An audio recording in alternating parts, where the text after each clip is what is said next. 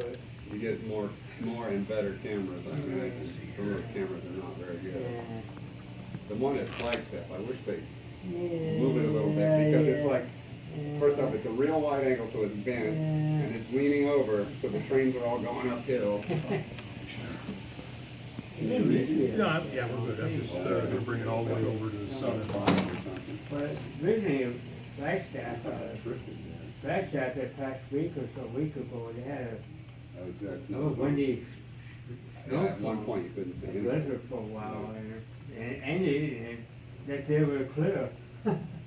Like, Yeah, and I saw an interesting train, I think it was on the corridor, an Amtrak train, and, you know, so it's under the wires, and there's a P-42 Oh. leaving, what the heck is this?